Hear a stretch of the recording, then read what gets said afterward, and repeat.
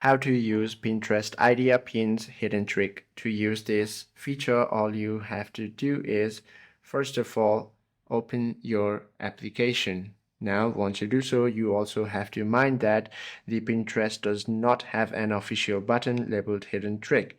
But what you can do is read the font readability. You can simply use the advanced visual AI to scan and read the text overlay of your images and your videos.